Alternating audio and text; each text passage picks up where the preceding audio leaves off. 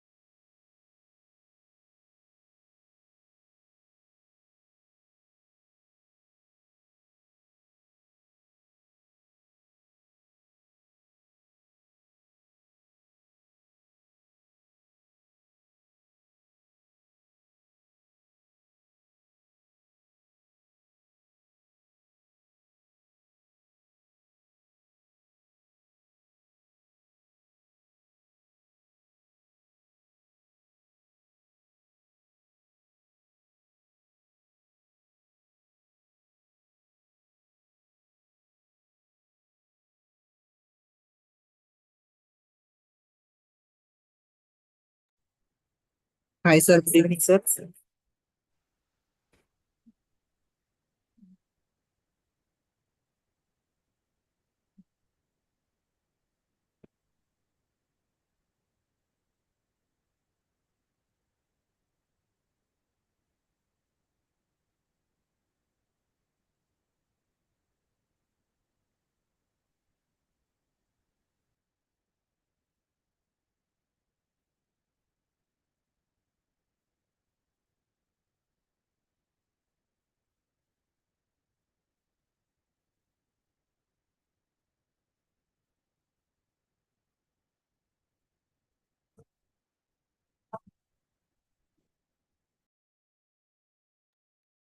Hello.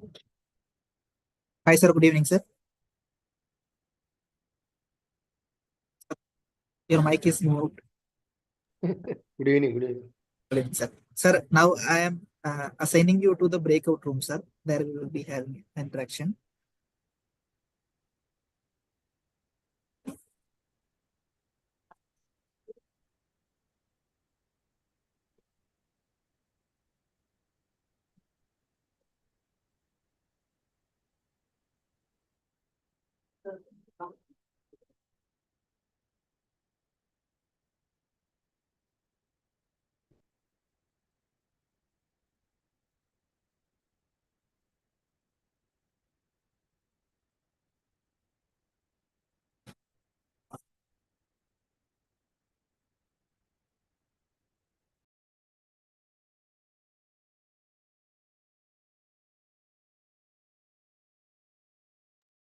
Janita, ma'am, I am assigning you to the breakout room, ma'am. Okay, okay, please.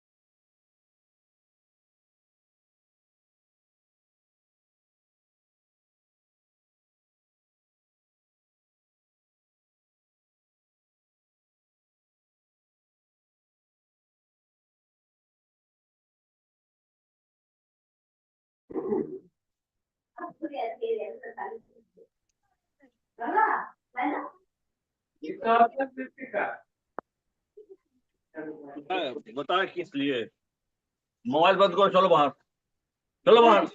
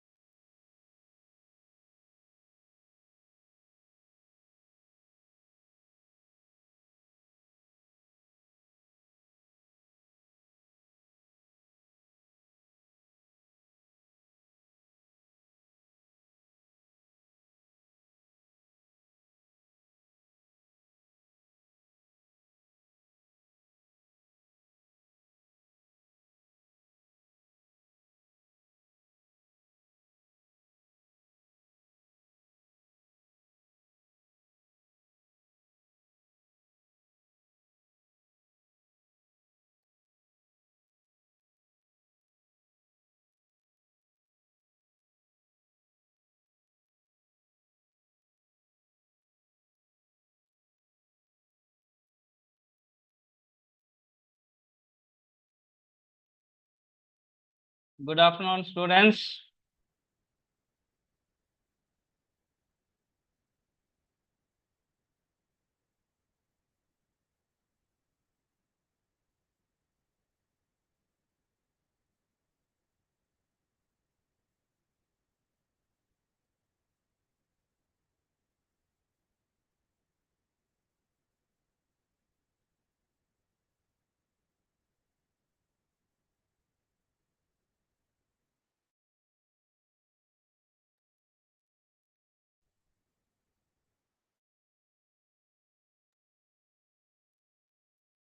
Good afternoon. Good evening.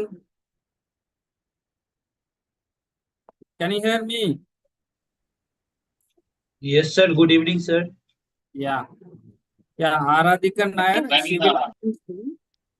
Good evening, sir. Good evening. Good evening. How are you all? Good evening, sir. Good, sir. Good Okay. evening. Good evening, sir. Good evening. How are you all? We are Good, fine, sir. sir. Okay. Good, sir. What about you, sir? Yeah. Good. Good. Good.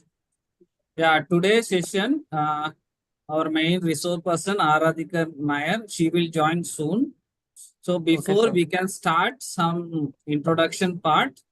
So we can discuss a little bit. 15 minutes we can discuss about IAS course and why it is important. So some students already started coaching and some student doing self-study and some are doing institutional study. So we can just discuss which is better. So institutional kind of course is better or self-study is better. So you can share your experiences. Or you can share your learning thoughts also. That's also fine. Okay, can you share your experience about IAS study? Yeah. Hi, sir. Hi, all. Alam. Yeah, I'm Sandeep. I'm from Telangana. Yes. So, I am an IT professional. So it's not possible for me to join any course, sir. So I started preparation on my own. The first thing is I I got a good awareness of the syllabus first. I took printouts of prelims and main syllabus. Then I started getting resources for the same, books and other resources. Then uh, being a CBSE student, I just went through all the NCRT books once, and then I followed some standard books. I gave my prelims last year, but I couldn't clear it, unfortunately. So this year I'm preparing again. So what my personal experience is, if it's self preparation or coaching center, it depends on persons, according to me, because uh, one likes to hear and then learn things. One likes to read and then learn things. So for me, self preparation worked out because I enjoy reading books. So Okay. that Okay. is an advantage for me, owing to Okay. my circumstances and situations. Okay. Thank you, Thank you, sir. Sandeep. Any other students, comments, your Yes, sir. opinions? Yes, sir. My name is Vishwanath. I'm from Karnataka. And currently, I'm doing my engineering in second year. And sir, about civil services, it is so better, sir, and it is a very good examination, and it is very prestigious Can you examination. speak loudly, Vishwanath? Yes, sir. Yeah. Now, is it audible, sir? Yeah. Yes, sir. Sir, civil service is a very prestigious examination, and it's also prestigious post. It needs a good personality, great personality to join that service, as well as it is more like difficult to achieve that. But who has strength, who has the confidence in them, they can do it.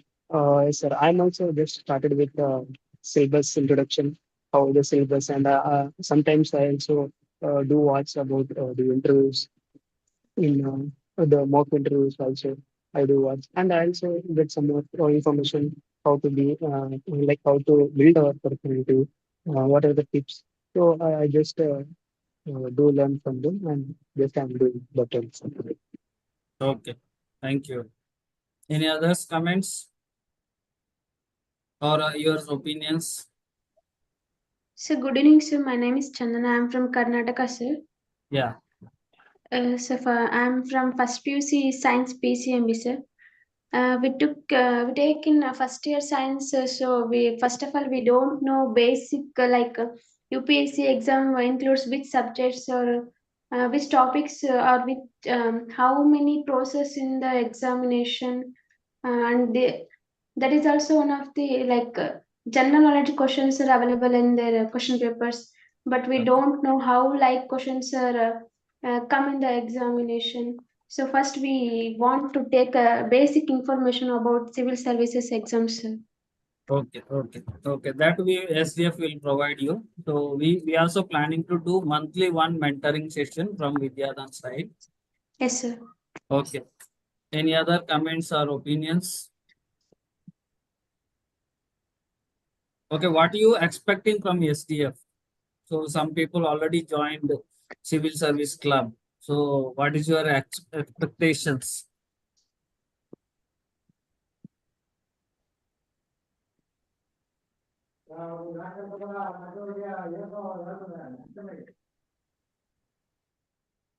Can I go ahead, sir, to Yeah. tell what we are expecting? Yes, sir. So, my personal opinion is what I expect from SDF is mentorship, sir, because uh, mentorship and financial aid to some extent. So, mentorship is why I'm saying this is because uh, UPSC exam is a very strategic and uh, tactic oriented exam which no one can uh, master in very less time. So, it's very helpful for me and other aspirants to get a glimpse of the entire exam and how to prepare for each phase. Owing to the three stages of exam, I don't think common preparation would be suffice to crack all the three phases. So there will be some engineered way or a tailored way of cracking each exam, and even within that, there will I think there is a separate strategy for each of the subjects or papers. So and constant support and evaluation of our answers, interview guidance. So all these are what I am expecting, and uh, owing to current financial status, so uh, some aid whenever we take any say for example optional courses or mock tests. This is what I am expecting. Okay. Thank you. Fine. Okay, any others opinions?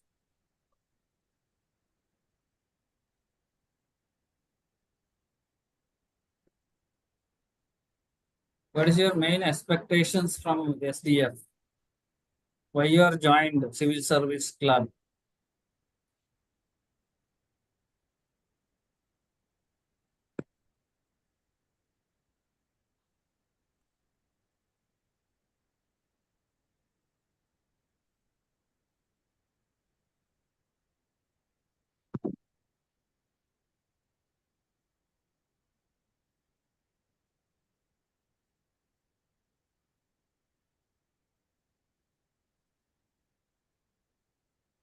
Okay, you can share your experience, no problem.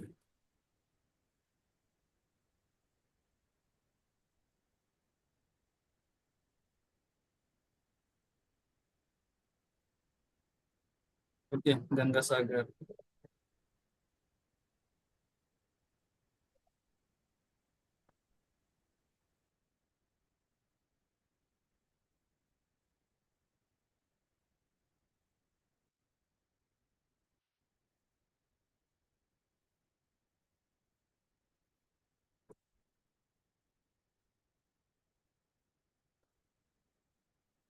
Hello, sir.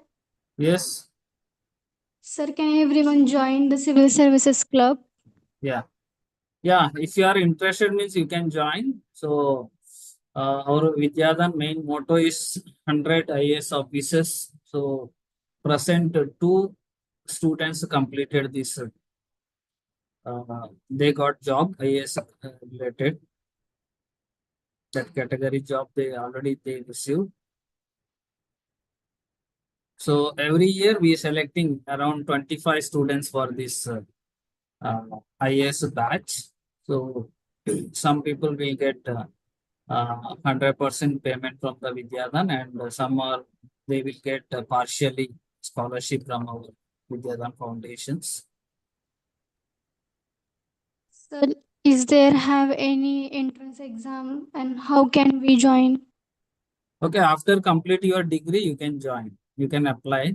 So we'll update you through Vidyadhan group, so you can join. Okay, sir. Okay, after your degree.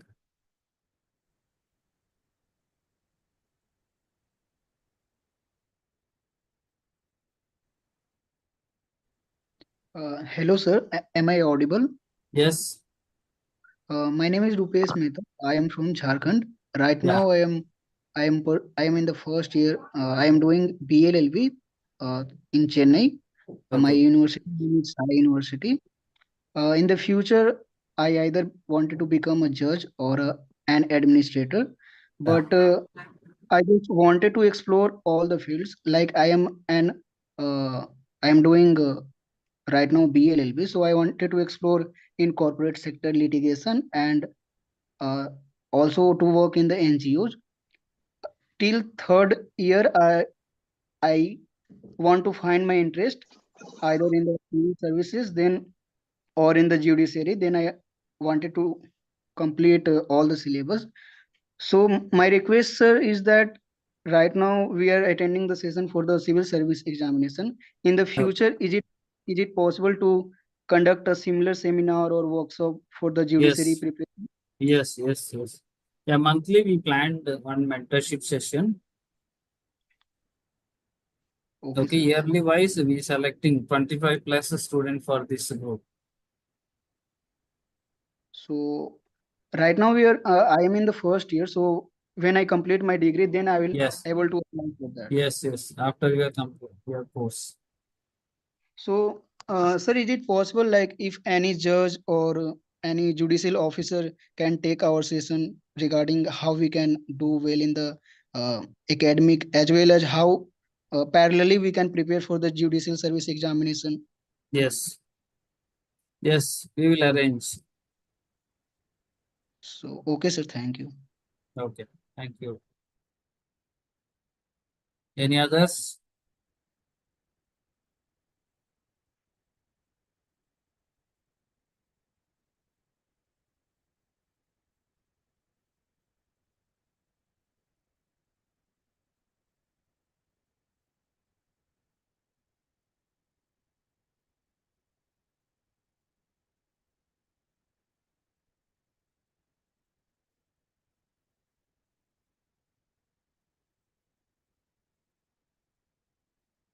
Anyone completed degree?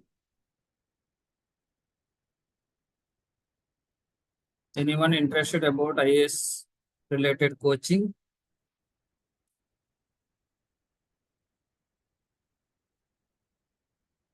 Okay, Allama, you can contact our team, Vivek. Vivek, or you can contact your state coordinator.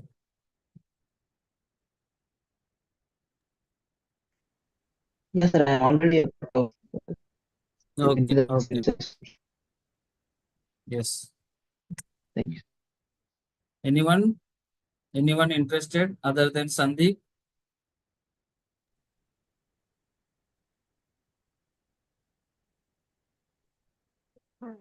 If you are not completed degree means you can apply next year after your degree course.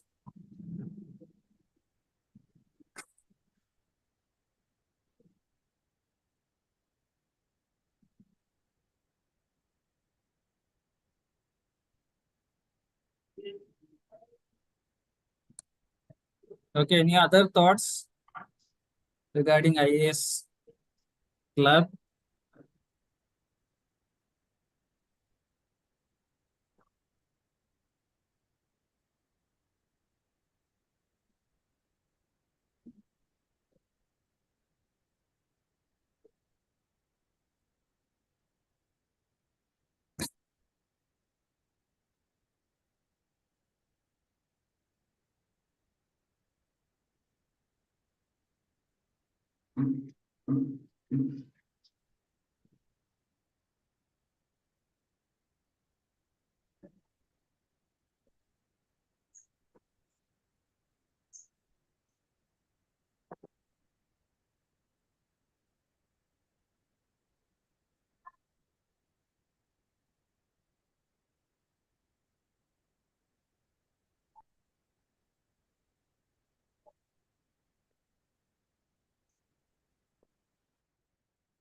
Do you need a test paper? Sandeep, what is the process about test paper? Some student asking. Test series. Uh,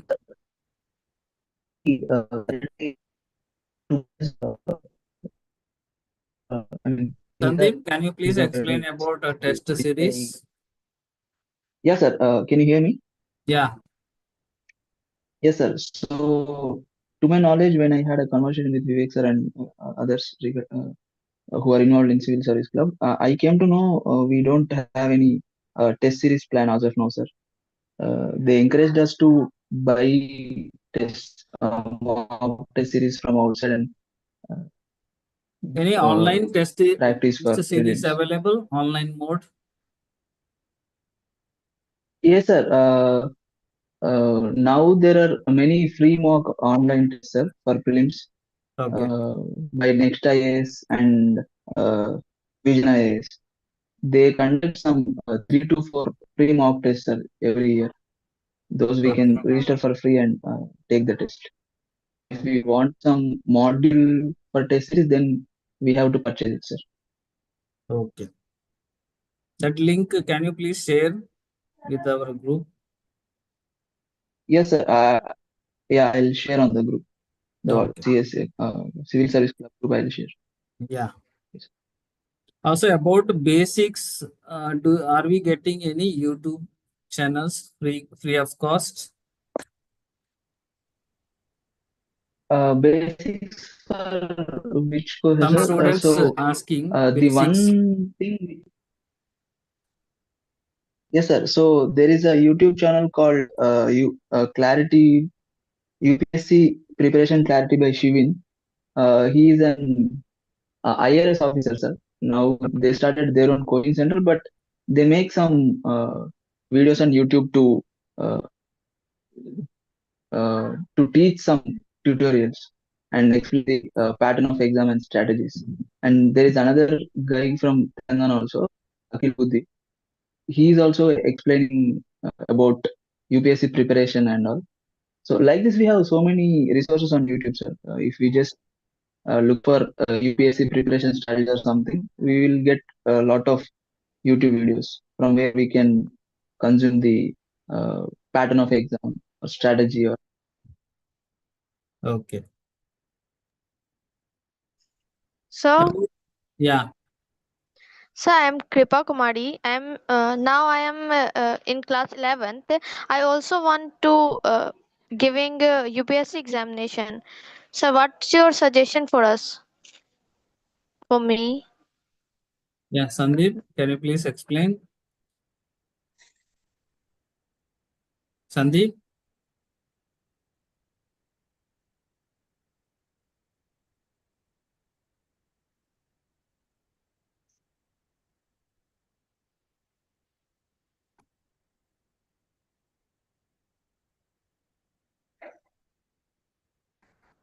Yeah, Aaradhika joined. Good evening, Aaradhika.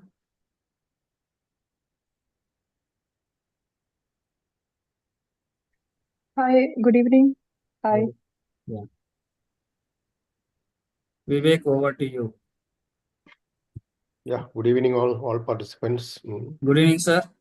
Good evening, Vishwa. Good evening. Good evening, sir.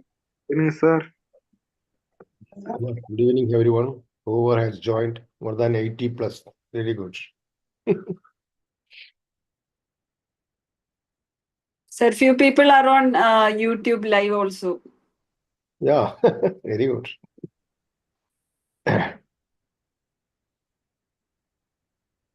So the lots of Harsha, Vivek, Vishwa are yielding results. So many have joined. Very good. Thank you, sir. Yeah, Vivek. Yes, sir. I just.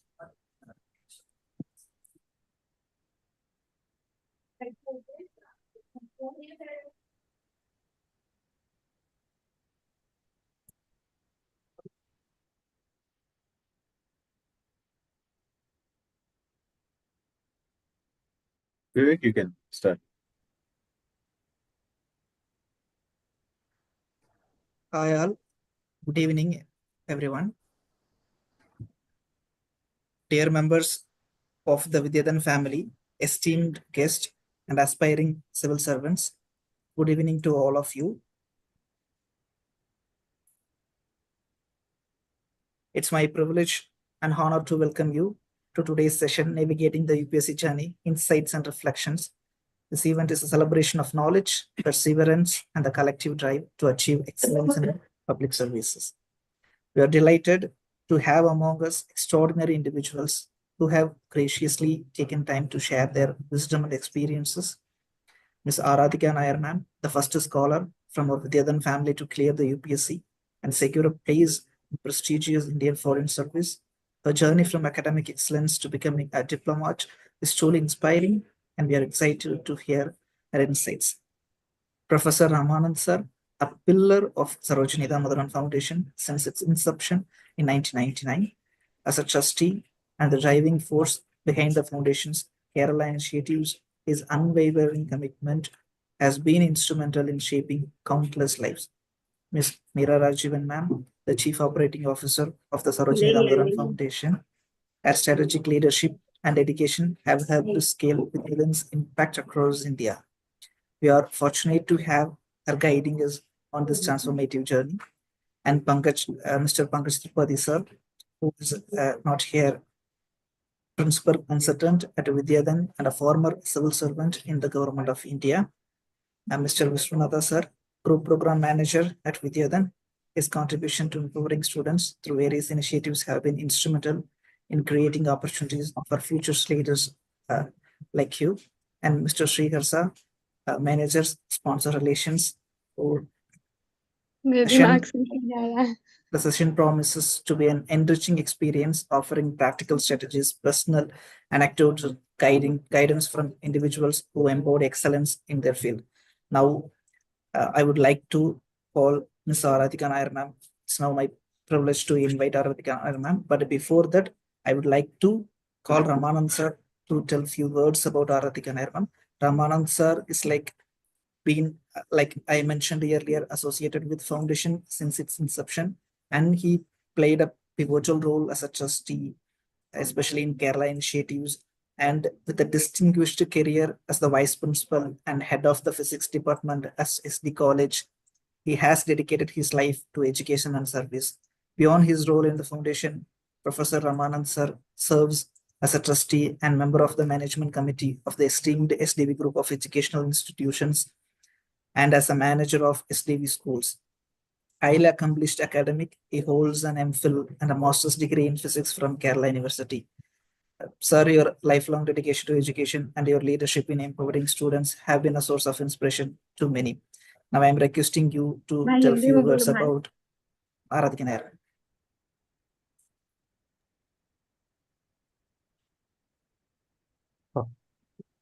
One second.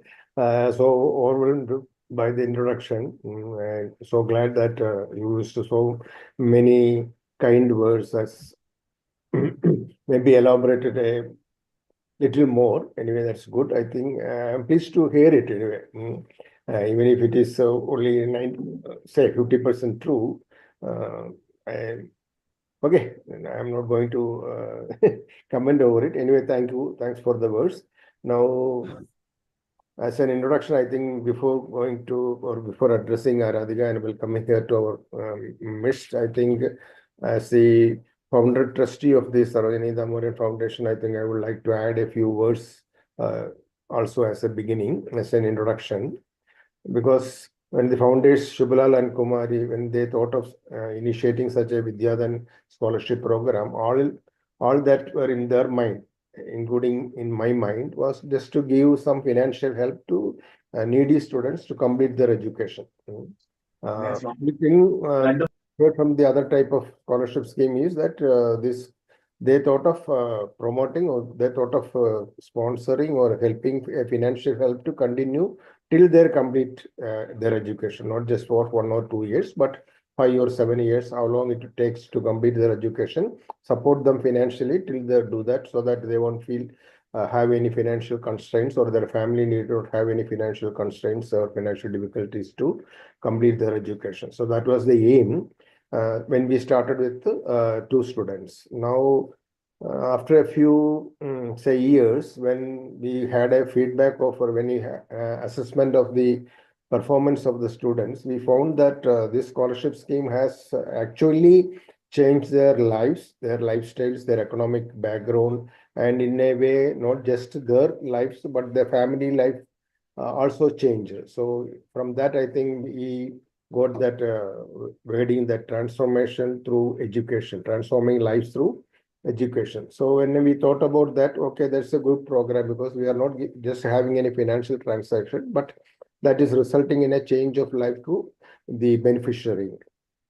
And then we, so to make that a more reality, more important and more effective, we thought that if we are changing if it is going to change transform the lives of the students, then we have more responsibility to follow the path of the students, how they are studying, their feedback, how they are going in different paths which we have been thought of. So we have to guide them, we have to console them, we have to there is really need of help morally also. So we thought of doing is a mental what you call is a mental mentoring the students, then supporting the education, not just supporting their education, but promoting their overall personality development, give them skill training, whenever they need any help other than the financial, provide them with that guidance and support. So that way we started doing this training programs, and that too did a good, a great effect in the lives of the students. So that so just that financial transaction or providing a scholarship, then it changed its style, and finally it has grown. It has evolved into such a state with now Vidyadhan is now in the particular area or a particular stage with Vidyadhan has reached now. That has evolved after so many years of so many changes have occurred. So we are so proud that we are different from or unique from all the types of scholarships, and whatever Shubhu and Kumari had thought of is coming, is reaping fruits and reaping results also. So that is one thing which we are. Sir Hindi में बोलिए sir. Yeah, I don't know what they said. Maybe some other language. Telugu, I think. So they may be asking that I speak in their language, and maybe They are asking to speak in Hindi, sir. Speak in Hindi. Hindi. Yes, sir, Hindi. Somebody can just translate it. Hindi sir Hindi. Hindi. Yes, sir, Hindi. Hindi तो अच्छी तरह नहीं आता है वो. हाँ sir. लेंगे. मालूम है तो थोड़ा थोड़ा नहीं, ऐसा बोलने के लिए आदत नहीं है. So anyway, we will translate the brief, give you the brief of it. Only thing that Vidyadhan scholarship, we are all proud that we initiated the Vidyadhan scholarship and students are being benefited with that. Our dream is slowly coming into true. So now Shubhu and Kumari, though, whatever they have envisaged while starting this scholarship and over the years, they thought that they should attain a target of 10,000 scholarships or 10,000 scholars in a period of 20-25 years that we have already almost achieved. Now what Shubhu and Kumari are saying that we need 100 civil service scholars or those who can crack IPSC, UPSC and be in the helm of all government affairs. So to begin with that, we have with us Aaradhika Nair, our first UPSC scholar or UPSC placed scholar, and she is now Ms Aaradhika Nair IFS, so we are very proud. And over the next 10 years, what Shubhu and Kumari are saying that we should have 100 such Aaradhika Nairs. I don't know how it will happen, but we have a club of it, and anyway, whatever we dream, if you take the past years' experience, that we are achieving it. Whether it is just a dream or not, we are achieving it because of our attitude as well as whatever we are doing to achieve that dream. So I think that maybe in the next decade we will also attain that target of or we can fulfill the dream. And regarding Aaradhika, I just heard her space commenting over how she reached this one, whether there were any difficulties in the initial stages, whether she was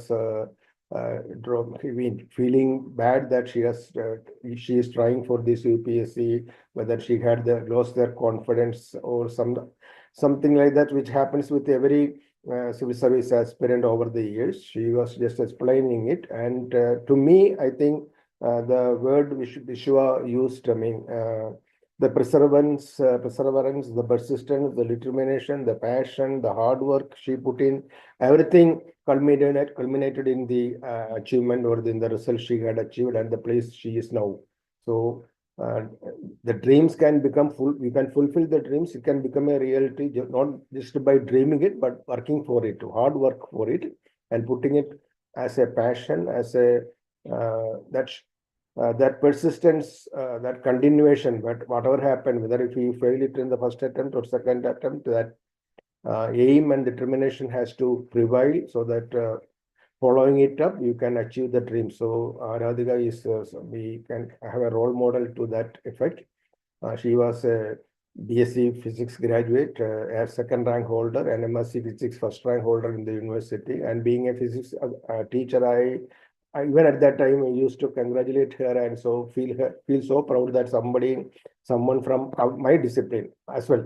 Shibu also, Kumari also, they are also physics graduates, physics postgraduates. So we were little more proud that one among from our discipline is achieving this dream. And so thank you, Aaradhika, for being a role model and being the first one to crack the civil service, and so that I can showcase you as the first ambassador of Vidyadhan, and more such scholars are out pursuing the dream. And then maybe this year another Ajay Raj of Vidyadhan Scholar is also has reached the second stage, and he will be appearing for the interview, and more will follow up, and so that in the next 10 years we can also fulfill the dream of getting 100 civil service officers from Vidyadhan. So thank you, Aaradhika. Once again, congratulating you, and so feel proud of you. I'm again using the word proud, because I am not finding any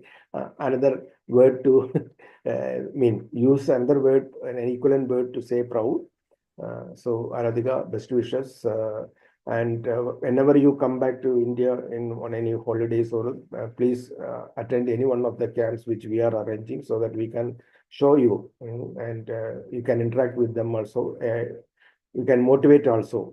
So because whenever they see someone who has succeeded in life, not just by mere luck, but out of hard work. So somebody is there to has a role model, then you can be there to motivate them. Okay, thank you, Aaradhika, for coming to this interview session. So thank you all, and good evening. Thank you very much, sir.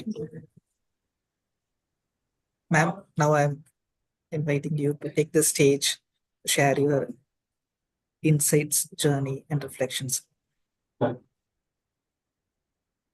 Hi, hello everyone.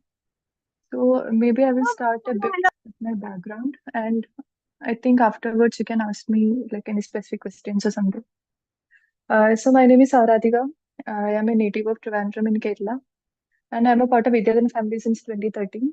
And I was fortunate enough to clear the UPSC Civil Service Examination 2023, and I'm currently allotted Indian Foreign Service. I'm currently working as the third secretary in the Embassy of India, Tel Aviv. And I'm so happy to be here. So if there are any specific questions, I think you can ask me. Hello, ma'am. Hello. Hi. Hi. Hi, ma'am. Ma'am, what is the biggest challenge you have faced in your career? In the career or while preparing for UPSC? Ma'am, in your journey. Okay. Like While preparing for UPSC, I think we have a lot of things in our minds. Like UPSC is becoming very unpredictable every year, and we have this doubt that even if we put all efforts, whether we will clear it or not. So I think there are a lot of challenges in that sense, like whether you'll be able to clear it or not. And at every point of your preparation, you'll have some kind of self-doubt. But I think at the end of the day, you have to believe in your efforts. Make sure that you're honest to yourself as far as the work you put in are considered. And there are a few things I will say. Make sure that you complete your syllabus properly. Make sure that you put on efforts to referring to past year papers or something like that. Like make sure that you are doing all the basics right, so that you will have some confidence that you will be able to clear the exam. So I think once you're honest to yourself, you'll have the confidence that you can clear the exam. And once that is there, I think your journey will become more easy. And as far as the other challenges are concerned, like the financial constraints or the support from family or something like that, I think I was a little fortunate in that. I was able to like manage the financial things. So Vidyadhan was also a part of there. I'm receiving the scholarships from my school, like from the 11th standard, I'm receiving the scholarship. And as far as the support from family and also the support from Vidyadhan is considered, I think everyone had that belief and that support towards me that I will be able to clear it. I think you are also receiving the same kind of support from the civil service club and all. So I hope that you can make sure that you are utilizing it completely, especially the mentor support or the coaching support that you are receiving from the club. So yeah, that's it. Make sure that you are honest to yourself so that you'll have the basic confidence that you can clear the exam. Ma'am, Speak ma'am, in I Hindi, am ma'am, Kripa. please. Hello, ma'am, I'm Kripa Kumari. Yeah. Ma'am, my question is, what your strategy for answer writing? Yeah. I think as far as the UPSC exam is considered, mains is one area where you can actually be more confident.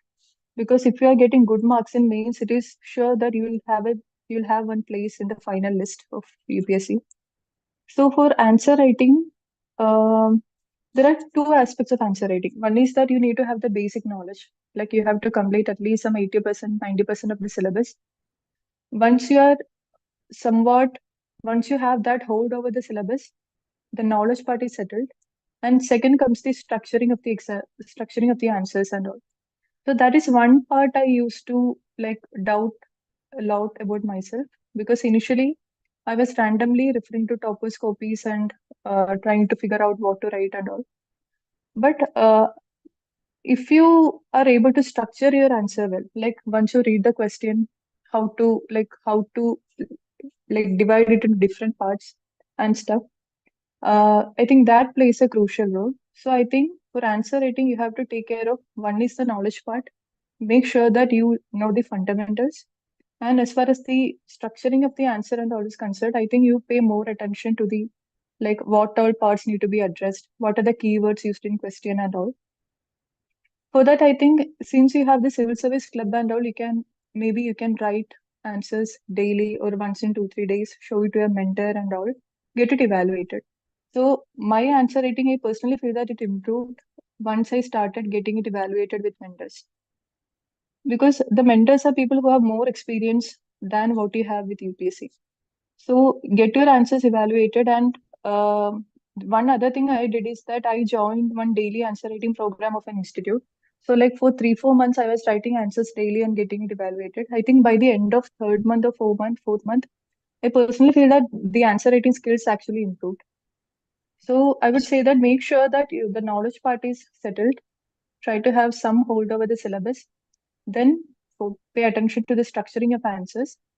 Then the third part is when you try to enrich your answers with some facts or the committee reports or things like that. But it should come in the third part. Like you can refer to, if it is GS3, you can refer to budget or the economic survey or some other reports like the state of forest report or something like that. But these should come after you are settled with the structure of the answer. So make sure that you know the basic content, the syllabus, at least try to cover the 70-80% of the syllabus. Then pay attention to the structuring of the answers. And after that, you have to try to enrich it. So I would again reiterate that try to take a support of a mentor. Since you have it with the civil service club, I am aware that you have mentors and all.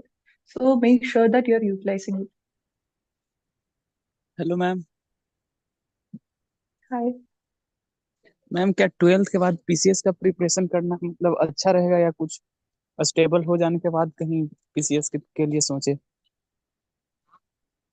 12th के बाद because अभी ma'am I think that is a personal choice. हाँ हाँ हाँ अभी अभी मैं class 12th बताइए. में है इसी साल बोर्ड है Okay. Okay. Okay. तो ma'am I think if after 12th, while okay, after 12th, I think while you are in college, I actually feel that you have a lot of time to explore a lot of things. Like while in college, what I used to do is that I used to read the NCRTs and all. So by the end of the college, I have completed reading almost NCRTs from 6th to 10th standard. So I think by the end of the college time, I had some hold over the basic fundamentals. So you can do it if you have time with college, but personally, I feel is that college you should enjoy. Like don't devote completely to just studying, but try to be more active. For example, I was part of the quiz club and all. Like I used to do quizzing. I was a part of NCC and all. So if you are trying to explore your college life with these things, it will also help you while appearing for the personality test and all. So your DAF means the detailed application form that you submit for the interview panel.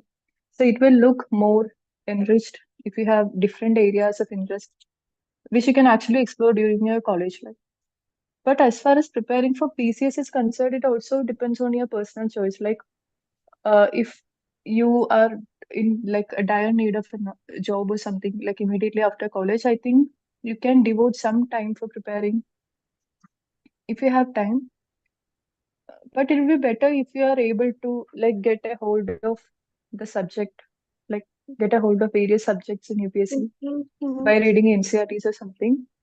But actually, there are people who start serious preparation in college, even though they are very less in numbers, but they are actually people. So if you have time, actually, you can start. It also depends on your family condition, like financial background and all. So if you want to start, you can actually start. But I would personally say that try to explore a lot of other things in your college life as well, and try to have some kind of a well-rounded personality so that it will help you while appearing for the interview as well. But I think at the end of the day, it's a personal choice. But try to enjoy your college life, I would say. Ma'am मेरा एक question था हाँ मनीष. जैसे UPSC का syllabus बहुत मतलब बड़ा होता है और कई सारे सब्जेक्ट्स भी होते हैं तो जैसे मान लो कोई सा भी एग्जाम हो तो हम क्या करते हैं कोई एक सब्जेक्ट को जब प्रिपेयर करते हैं उसको तो उसको प्रिपेयर किया उसके नोट्स बनाए फिर हम किसी और सब्जेक्ट पे करने लगते हैं फोकस तो हम ऐसे कई सारे जब करते रहते हैं तो हम क्या होता है जब जो हम प्रेजेंटली में पढ़ते हैं तो उसमें हमारी ग्रैप अच्छी हो जाती है लेकिन जो हमने कर चुके हैं तो उसको हम थोड़ा मतलब भूल जाते हैं उसमें हम फिर वीक हो जाते हैं और जब उस पे हम फिर वापस जाते हैं तो हम फिर ऐसे मतलब इक्वली मेंटेन नहीं हो पाता है तो इसको कैसे मतलब वो करना होता है पूरा एक साथ मतलब होल पूरा सिलेबस को पकड़ के रखना यही कोशिश करी थी Okay. I will try to answer in English. Actually, this forgetting the things that we learned is a very common issue. Like the syllabus is so vast, it is very difficult to cover the syllabus at the first place. At the same time, remembering all the things that you have learned is also very difficult. So I would say try to plan your. By planning, I mean is that try to have a general plan. Like if the exam is, if you're appearing for prelims in like say June 2025, you know that these are the things that you have to cover before appearing for prelims. So try to make a plan accordingly, like what are the subjects or what are the books that you have to finish by June 2025. And according to your plan, then try to give times to study, try to give a proper slots to study the subject and also to revise the subject. Actually, I think in the first 3-4 months, you can actually cover the major chunk of the books if it is for prelims. like what you will learn. You will learn Lakshmikant for polity, then like like one book for economics, then maybe the NCERTs for geography, then some other books. I think these books can actually be covered in 4 to 5 months if you are putting in enough efforts. Then the rest of the time is actually going for revision and practice.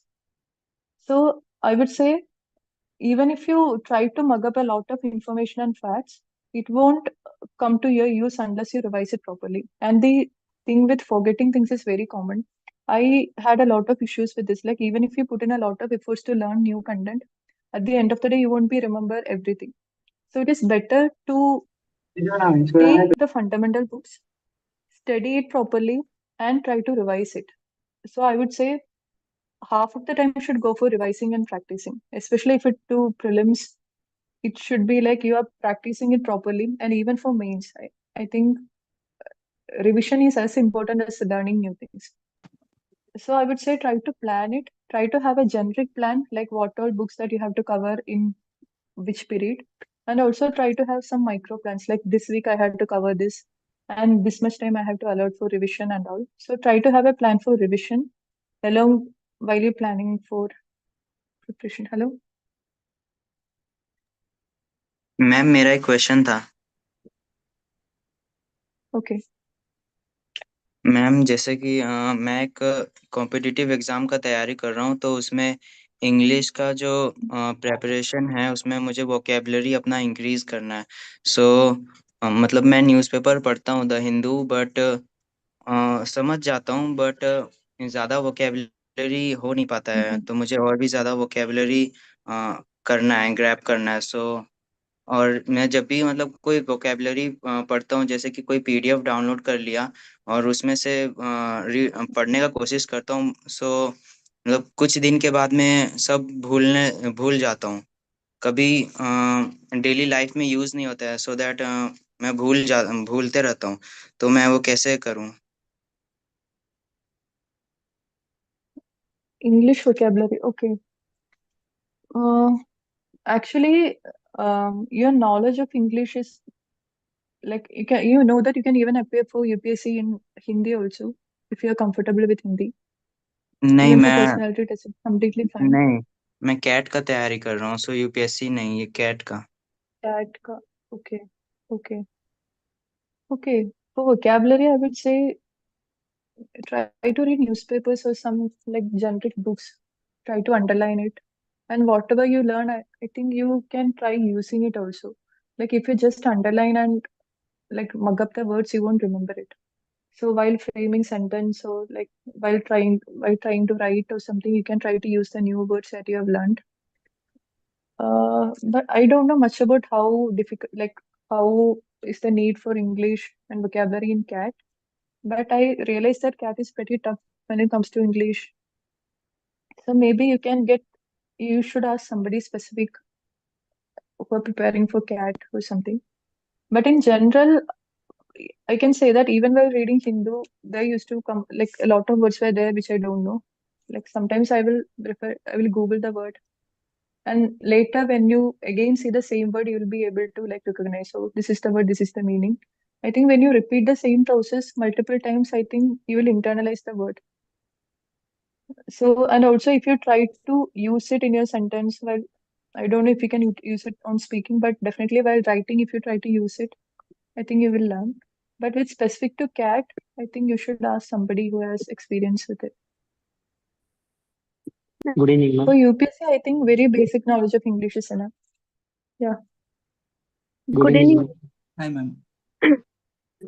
Ma'am, I'm Hi. hello. Yeah, Chandana. Yeah. Since it's clashing with Hi. some of you, sorry, ma'am, sorry to interfere. So I request, like, you can Okay. raise your hands one by one so that it will be recorded. Alam Yeah, Sandeep, students, can you please. just start it? Hi, Just ma'am. raise a hand. Yeah. Alam Sandeep? Yes, sir. Hi. Alam Go ahead. Sandeep, you can, yeah, please, you can go ahead. You raise the hands for a long time. Okay. Please Thank raise you. your Thank you hand for so the that we'll yeah. go one by one. Sandeep, you can ask Hi, the hello. question. Thank you. Hi, ma'am. I'm Sandeep. I completed my graduation in Bachelor of Technology from NIT Trichy. So, I have two questions, ma'am. One for prelims and another. So for prelims, we can't expect or anticipate the kind of questions being asked each year in prelims. So if we see in 2020, the paper was tough. 2024, it was mostly static. So what was that strategy which you have followed? For prelims specifically, because the syllabus itself is very, and we don't know. I mean, even if we remember things, it's very hard to recollect during the exam. So it's very likely that we commit mistakes during prelims. That's what happened with me in 2024. And this is regarding prelims. And regarding mains, I have a question regarding optional, choosing optional.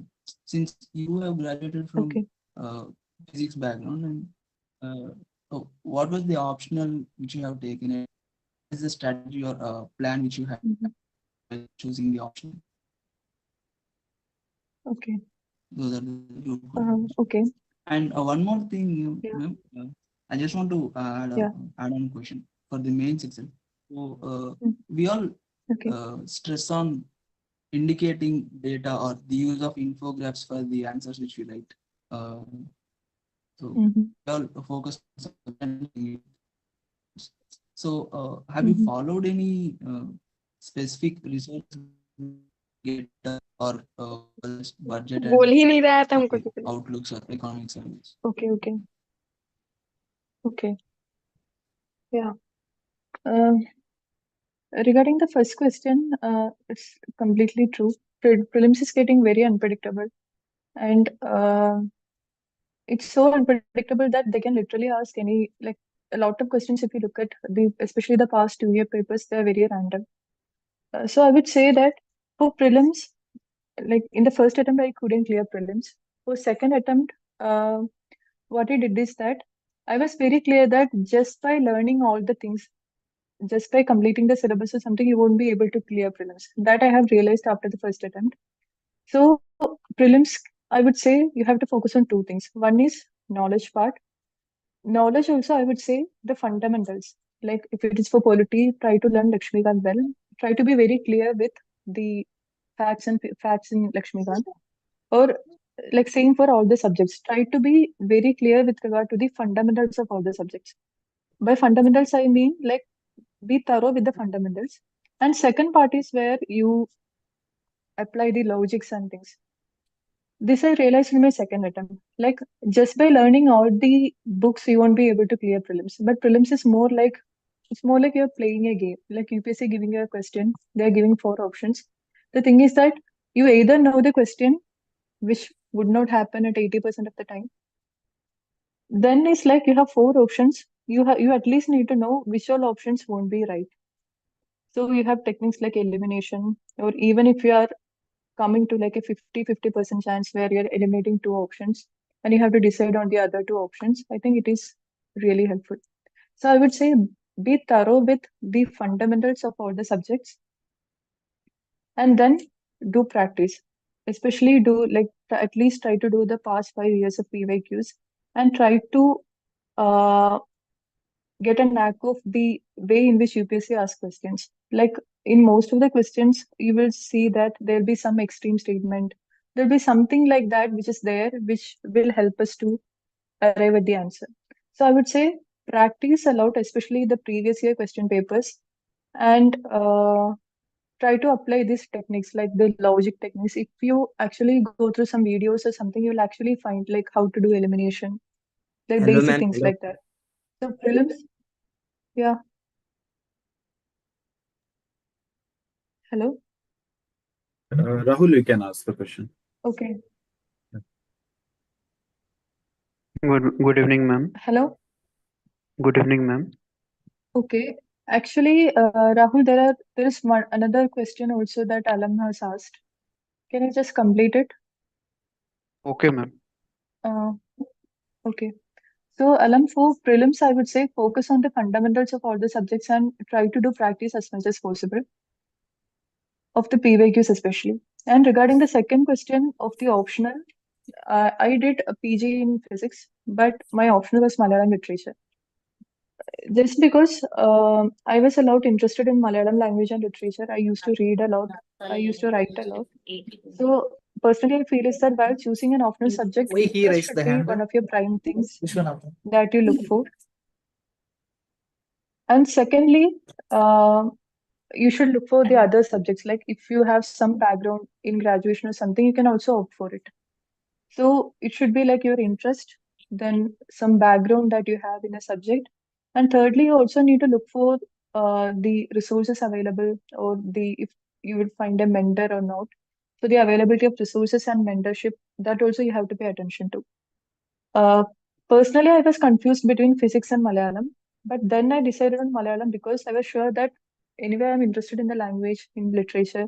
I will have enough faculties, I will have mentors, I will have enough resources. So I finally decided on Malayalam. So likewise, you can choose a subject in which you have background, like in graduation or something. At the same time, if you're interested in a subject, if you're interested in learning a particular subject, you can choose it. But make sure that you discuss with like few of the seniors or somebody who has taken the optional. Discuss with them and then only you have to decide. And the third question was about data and infographics.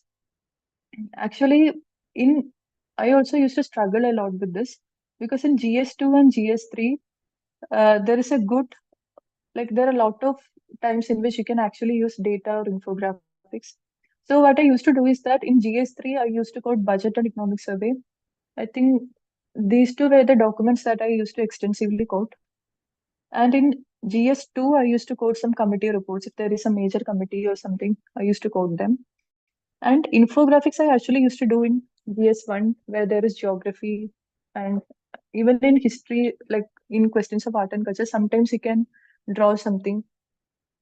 So in GS2 and GS3, I used to code data, especially from like budget or economic survey and some other committee reports, and also some other government reports like state of forest report or something like that. So in GS2 and 3, try to extensively code. By extensively, I'm not meaning, but don't try to make it too much. Make sure that there is at least one, like 2 or 3 facts that you can put in all the answers if you know it. And also try to collect examples or something for your GS4. Because GS4 is one paper where you can actually get examples from newspapers. You can also put like whatever data or figures or something interesting that you have learned for the first 3 papers, GS1, 2, and 3, you can actually quote into GS4. So I would say budget and economic survey are 2 documents that you can actually refer to. And that too, don't try to read the actual document. It is very too extensive.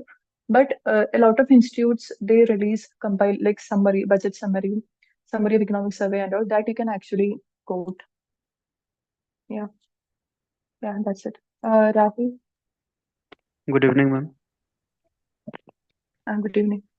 First of all, ma'am, many congratulations to you, and thanks for giving us your valuable time. Ma'am, I am Rahul. I am from Jharkhand, and I am currently in first year of college. Ma'am, I am currently doing my BTech. So I have a question regarding the what was the role of coaching institute on your in your preparation? And ma'am, are I want to start from college from the very first year. Then, ma'am, how to utilize my time, because there are also FOMO up because my batchmates are learning new technical skills. And then I mean, ma'am, how to manage the both things if I want to start my preparation, or will I have to join for coaching institute or to self study? Yes, ma'am. Okay. Okay.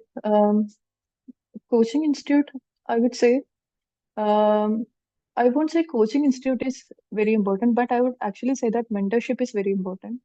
So the mentorship is something that actually made a lot of difference in my second attempt. Um, Coaching institute can actually help you in like structuring your preparation with like classes and test series and all. But today with this, we have a lot of online resources and literally everything you can find online. So it is okay if you can't afford going to a coaching institute. It's completely fine even if you decide to prepare on your own. You'll find almost all the resources, everything online. But mentoring is something that you can actually, especially when it comes to, for example, if you have, okay, I will say one example from what I did in second attempt. So I had attended this UPSC, like how to analyze the previous year question papers. There was one session for analyzing the previous year prelims question papers. So that there was this mentor who actually used to give very good analysis of the previous year prelims questions as to how to approach a question and all. So that was really helpful for me. And also, while for answer writing in mains, I had a mentor. So I used to give him the copies of my answers. So he used to correct and he used to tell me what are the things that I'm doing good and what are the things I have to improve and all. So if you have a mentor who has some experience and can tell you what you're doing right and what you're doing wrong and all, that would be really helpful. I think this mentorship facility that you have with the civil service club, so if you have that facility, try to utilize it. I think mentorship is one thing that I find very good rather than being with a coaching institute. But of course, if you can afford going to an institute, it is fine. It will help you to structure your preparation. But if you're confident that you can do it on your own, it is completely fine. But make sure that you have some mentor who you can go to and ask questions. So make sure of that aspect. And secondly, with regard to preparing from college, personally, I feel is that this basic stuff like reading the NCRTs or reading the basic books or something you can do in college. I didn't read any basic like books like Lakshmikant or like Spectrum. I didn't start in college, but I have completed like NCRTs while I was in college. By completed, I mean that I have read all the NCRTs from 6th to 10th standard and some NCRTs of 11th and 12th. So I feel like before jumping into the actual preparation, I had some basic knowledge about like the basic knowledge about the syllabus and all. So I think in that aspect, you can start reading NCRTs or maybe even basic books from college. But make sure that you're paying attention to your graduation subject as well. Because once you go to your interview, like once you go to the personality test, you'll get questions from your like education background, especially what you have studied from the college. Also make sure that you're enjoying your college life, I would say, because one thing you won't get your college life again. Second, make sure that you try to explore a lot of other things. Like I previously said, if you have some other passion, for example, if you like to sing or things like that, I used to participate in a lot of quiz competitions. I used to participate in literally like essay writing, poem writing, things like that. I was also part of NCC and all. So in that way, make sure that you're participating in a lot of these kind of activities, which you can also mention when filling the detailed application form for the interview. So try to explore these items, but at the same time, make sure that you can do some basic practice with reading NCRTs. If you have time, you can also go for basic books, but I would say try to enjoy your college life and try to explore various things. Yeah. Thank you, ma'am. Hello. Hello, ma'am. Chandana, you can go. Hi, Chandana. Namaste, ma'am. Hi, namaste. My name is Chandana, ma'am. I'm from Karnataka, ma'am. We all of you know that UPSC is the toughest exam in our country, ma'am. And there are so much hardship, hard work, and patience is required to clear the examination, ma'am. So, what would make to appear? What motivated to you appear the UPSC exam, and how much time to require you take the clear the examination, ma'am? Okay. Yeah, UPSC is tough in the sense that if you compare the number of people appearing for the exam and number of people clear the exam, it's a very less percentage. But I would say, but personally, I feel is that UPSC is very easy compared to JEE or something because UPSC is one exam where actually if you put hard work and if you actually put efforts to learn the things and practice, it's very much doable. That is what I felt. when coming to motivation, I think UPSC was like civil service examination, like appearing for civil service examination was mostly was my childhood dream, I would say. Right from the time I was in upper primary, I had this dream. Partly because I was studying in Government Girls High Secondary School, Cotton Hill, in Trivandrum, which is a big school. It's a government school, but we used to have a lot of government programs and stuff. So we got to meet a lot of civil servants from a very young age. I think that inspired me to seriously think about a career in civil services. But once you're in college, you will come to know about the reach of the, like, what are activities you'll be able to do as a civil servant and how important the job is and all. So the motivation was that I wanted a job, which was partly my childhood dream, but partly because the things that you'll be able to do as a civil servant. Definitely, it is one of the most what job in demand in the country. And as far as time is considered, I cleared my cleared CSE in my second attempt. I I initially struggled with having discipline while preparing. So what I did was I used to go to a reading room. I used to spend around 6 to 7 hours every day studying for UPSC. But the thing is that it doesn't matter how much, like, even if you're able to put around 6 to 7 hours daily for preparing, but make sure that you're doing it consistently. It's not like you're studying for like 15 hours one day, then you're not studying. Putting consistent efforts. Make sure that you are learning at least 6 hours every day and try to pay attention to newspapers and stuff. So I would say basically you can devote at least some 6 to 7 hours every day for the exam, which is what I personally used to do. I think that was what you meant by time, right, Shantana? Like you asked Yes, how ma'am. much time? Yes, ma'am. Okay. So I would say you can devote around 6 to 7 hours every day. There are people who do more, but I think if you do more than 10 hours, I don't know if you can do it consistently, like for an entire year or something. But make sure that you are learning at least for 6 to 7 hours. Okay, ma'am. By learning, I mean you have to practice previous year question papers. Also, you have to revise. Try to make sure that you are doing all these things. Yes, ma'am. Can you please tell me some basic steps on the UPSC exams, ma'am? Like Basic prelims steps. and mains. Yes, ma'am. How many subjects? Which subjects is there? Is there? Okay. So UPSC exam, it happens in 3 stages. First stage is prelims, where you have 2 papers, GS1 and GS2, which is the CSAT paper. So in GS1, you have to study subjects like polity, economics, science and technology, environment, then like history, geography, then art and culture, ancient and medieval history, and all. For UPSC, for syllabus, you can actually go to the UPSC website. The syllabus for prelims is not that elaborate. You just have the major subjects. But if we go to the subject of mains, they have given a very elaborate syllabus for mains.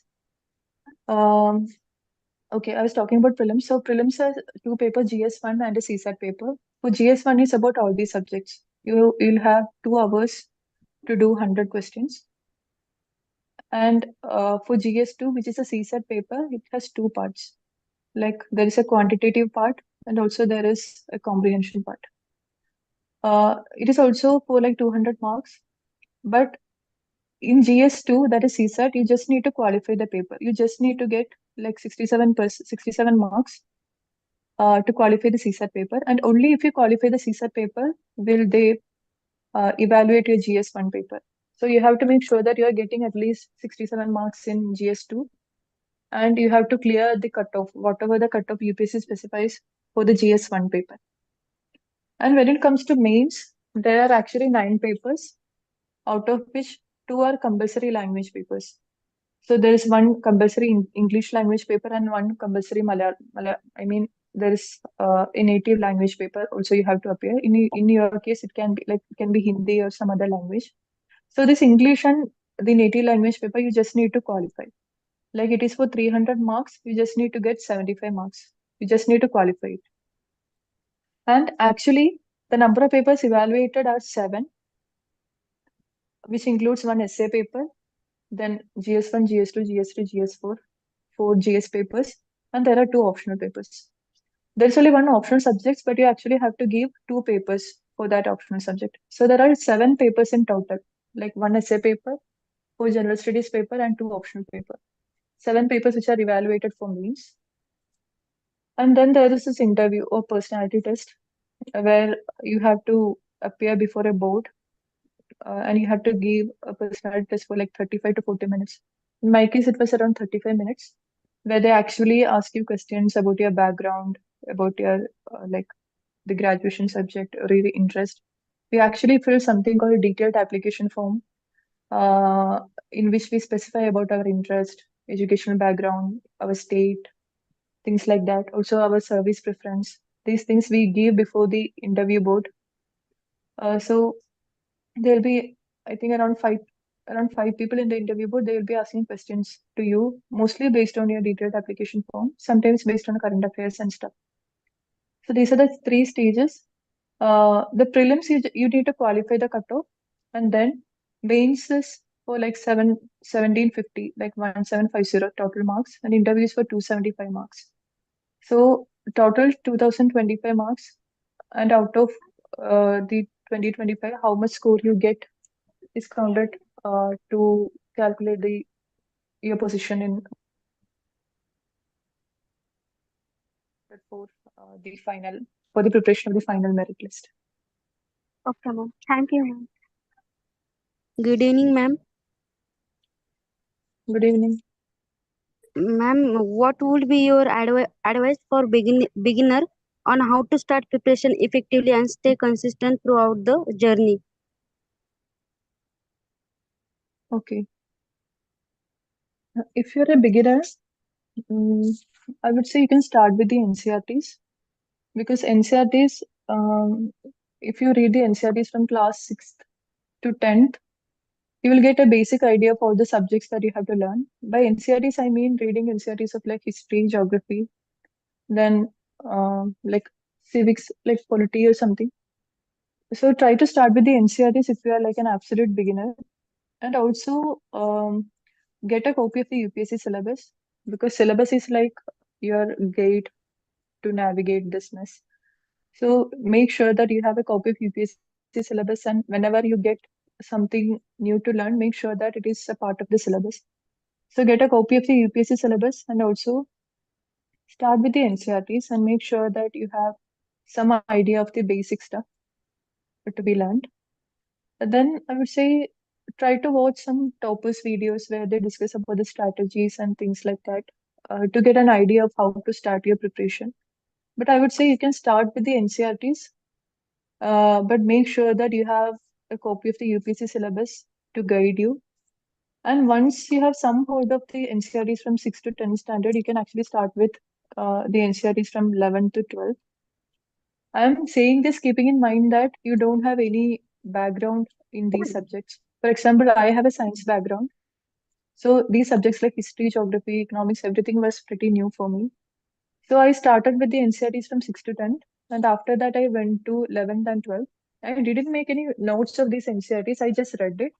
And after completing these NCRTs, for 11th and 12th NCRTs, I actually made some notes, especially for economics and geography.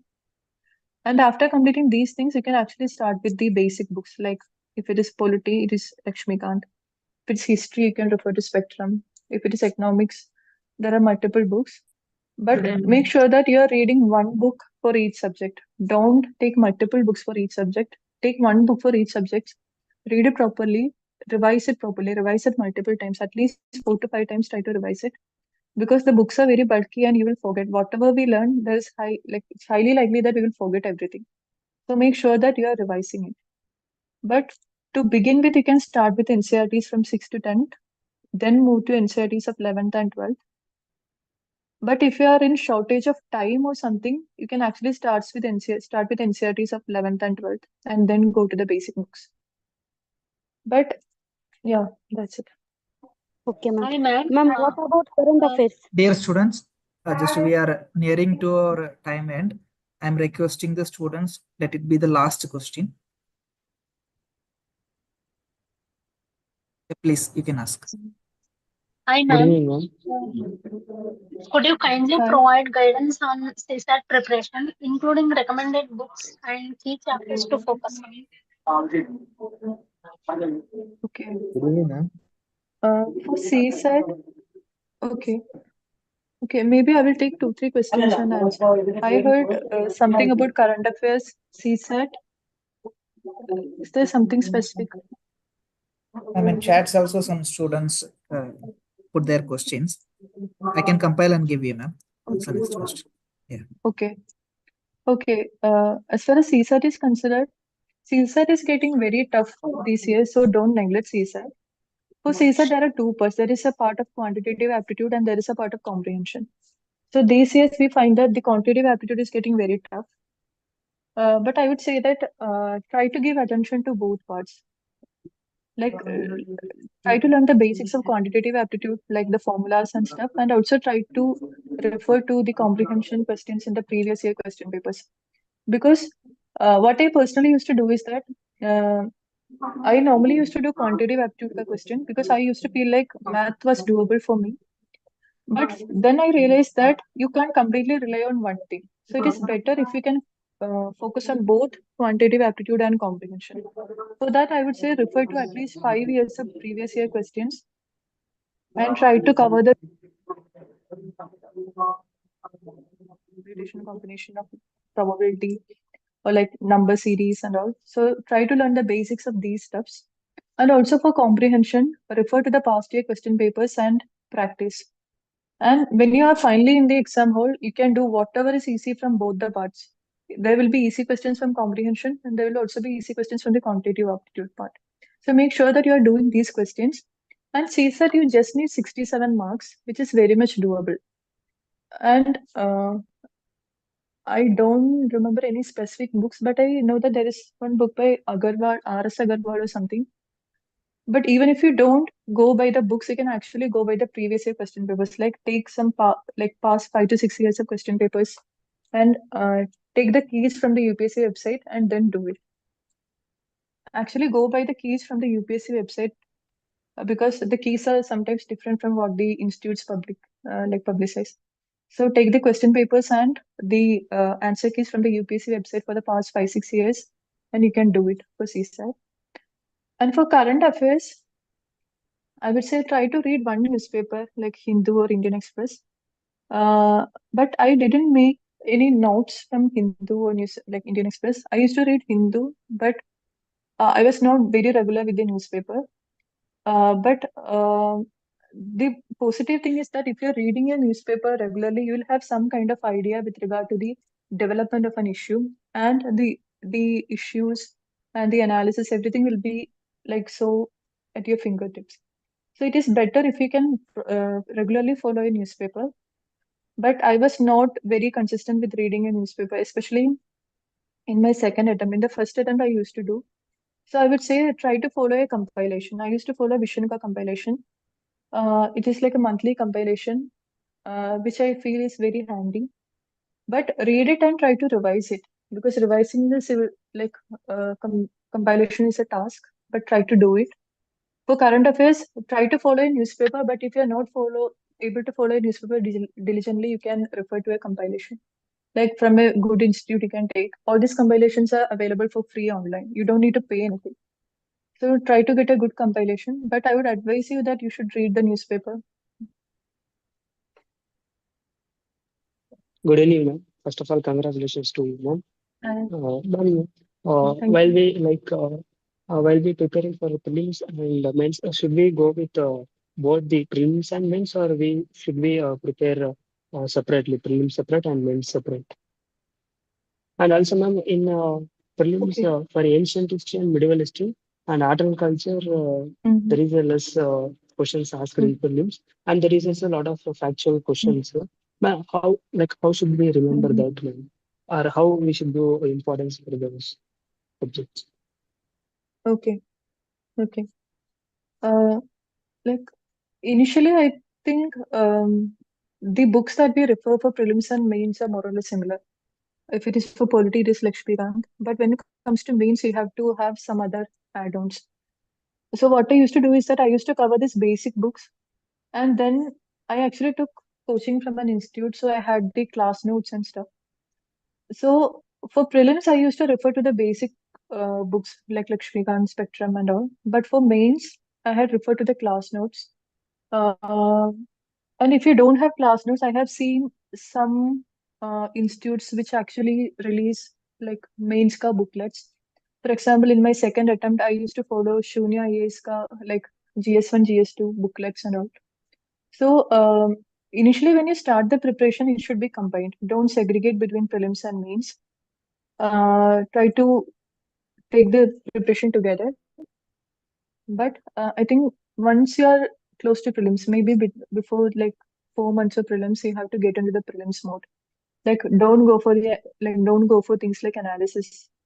Like too much into mains ka like analysis, merits, demerits, these kind of preparation. Don't go to it. Be in the prelims mode where you're paying attention to the facts and stuff, and practice more for prelims. But otherwise, I personally feel that you have to take the preparation for prelims and mains together. And even for prelims, whatever you learned for mains can be very helpful. Like in prelims also, the questions are becoming more analytical. It's not factual, and whatever you learn for mains can actually come handy for prelims also. So don't focus entirely on prelims together. And for ancient and medieval India, I used to refer to the Tamil Nadu board ka SCRT. There was one book for ancient and medieval India that I used to refer. And for art and culture, I used to refer to few chapters in Nitin Singhania's book. But the thing is that the number of questions from ancient and medieval India is very less. And if you're putting too much effort to learning like bulky books, I don't think it is worth it. So make sure that you have the basic knowledge of ancient and medieval India. Try to cover any like books, but don't go for the Like bulky NCERT, books. Don't even the class like +1, +2, the old NCERTs, they're very bulky. I don't think it is worth your time to read it entirely. Like already your time constraint. I don't think even if you put so much effort to learning these books, there are high chances that you won't get a question from it. So ancient and medieval, try to do the basic fundamentals. Refer to Tamil Nadu SCRT or some other books. These things, everything is available online. And for ancient and culture also, for art and culture also, I read I think there's a fine arts there is one NCRT that I read. But make sure that you are repeating these, you are revising these books, because these things are very, very factual, highly factual, and there are high chances that you will forget it. So revise the basic books, and revise the basic books. And when you actually for prelims and stuff, the questions from art and culture and also ancient and medieval are very factual. So there are high chances that you won't be able to you won't be able to learn the exact wordings. But for ancient and medieval, what I felt is that even if you don't know the answer, you'll be able to eliminate a lot of options. Like when they ask a particular question about some dynasty or something, when you look at the options, there will be options which are not related to the dynasty and all. So when you have this holistic idea, like a general idea of the fundamentals, you'll be able to eliminate the options. So even if you don't know the exact answer, you'll be able to arrive at the answer. So make sure that you learn the fundamentals and then practice, so that you'll be able to eliminate at least the options which are not right. Should we read? But don't go for like very bulky books. Personally, I feel that you shouldn't go for bulky books and stuff. Yeah, ma'am. I think we can close it, ma'am. We are ending the time. Dear students, thank you for all your questions. Now I'm requesting Harsha to the facilitation. Okay. Thank you. And one more thing I would say, if somebody wants to contact me, they can contact me like you can give me my phone number, or like you can message me on Instagram or something if you have some specific doubts. you, Aaradhika. I think what we saw here during this, I think more than 45 minutes, 50 minutes, patiently you are, answering each and every question very specific. So, that importance of, these people, the intention behind these people, the students are asking the questions. And with the same intention, when we approached for you, when we get to know, like Ramanand sir told, like Aaradhika Nair is ready for the this interaction and interview. And this is our first time also when I was called you, because I don't know that you have been in Israel. So for the first attempt itself, like you said, like I will be available always for the students. So that kind of what we say, the commitment I can see right now. Like each and every question, if the one person is answering multiple questions, also you are saying, let me answer the previous question completely, so that person can go very efficient. And it is really thanks that we are meeting such a a nice person. And that's how I think I accept with the Ramnan sir also. Might be he said you didn't change, like the way he has saw you earlier, so today also might be the same. I think this is one of the thing, like the great gesture. Even I can also feel that essence. And especially we all learn. And it's not all for even the civil servant service exam, but any other format, or even our real life situation also, these things will occur. The hurdles will be very common. So I think that's how you portrayed in very well. And of course, the students, if you have any questions that still remain unasked, so I think she has mentioned, so you can directly contact her in the Instagram, है ना? आप उनको Instagram में भी contact कर सकते हैं. And आपकी जो भी क्वेश्चन है यहाँ पे जो आपने चार्ट में भी फ्रेम किया, so what we'll do, we will segregate these questions. Okay. And thank you very much for your active participation, students, and really it went well. And I think Vivek, over to you. But thanks, Aaradhika, for first. We've been called you, and you have given us such a time. We know that 3.5 hours is delay from here, as in India to Israel, but it's a very great gesture from your end. Thank you. Thank you so Thank you. much. It's my pleasure. Thank you, And I ma'am. hope there will Thank be you. more people, more than 100 people. Thank you, Like Sir Harsha. said. Thank you, Aradhana. All the best to all. Thank you, Aradhika. Thank you, Harsha. Thank you, ma'am. Thank So you. glad to see Thank you, so ma'am. many colleagues joining the Thank you, meeting, ma'am. so many actively interacting and raising questions with her.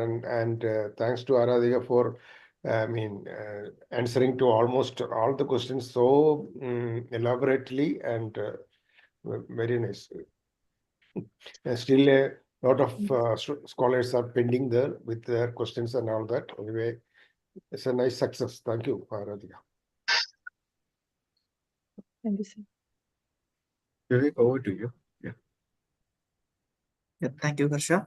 Now I'm inviting Aditya Namde, one of our students from Maharashtra, to give a formal vote of thanks. Thank you, ma'am. Thank you, Vidyadhan team, for this. Thank you, sir, for giving me this opportunity. Good evening, everyone. On behalf of all of us gathered here today, it is my privilege to extend our heartfelt gratitude to estimated speaker and guest who made this session, navigating the UPSC journey, insights, and reflection, such an enriching experience. First and foremost, we express our deepest thanks to Ms. Aaradhika Nair, who has achieved the incredible milestone of cracking the UPSC CSE and joining the Indian Foreign Services. Your inspiring journey and insights, coupled with your experience as a diplomat currently serving in Israel, has left us motivated and enlightened. We are immensely grateful to Professor Ramananda Sir, trustee of Sarojini Damodaran Foundation since its inception in 1999. Your unwavering dedication and leadering in overseeing the foundation Kerala initiatives have been instrumental in driving impactful change. Thank you for invaluable presence and guidance today. Our heartfelt thanks also go to Ms. Meera, the Chief Operating Officer, who has strategic vision and leadership ensure the smooth functioning of our initiatives. A special thanks to Mr. Pankaj Tripathi, Principal Consultant and former civil servant. We deeply thanking Mr. Vishwanathan, Group Program Manager of Vidyadhan, for your interesting brainstorming session with us. A special thanks to Mr. Harsha, Sponsor Relation Manager, of his engagement.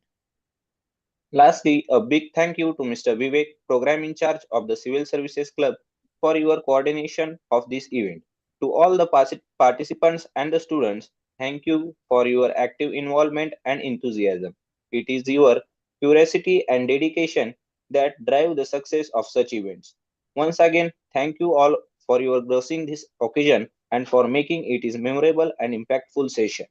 Let us carry forward the insights gained today and continue striving for excellence. Thank you. Thank you, Aditya. Thank you all. Yeah, thank you, Mr. Pankaj. Thank you, Arsha, Vivek, everyone, Janita, Meera, and all the participants, and Thank especially you, sir. Aradhya. So before we leave, Thank you. Vivek, we might have one, the group pick. Okay. So very rare, this moment will also happen. So I think everybody can come on the video mode. So quickly we can take it. And so I think you're all are selfies. See, the moment I said selfies, everybody is coming. Great. Yeah, please everyone come on the video mode.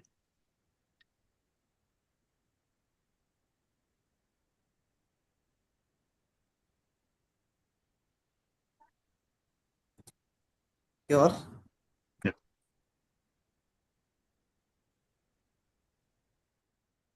Closing the session. Thank you all for joining.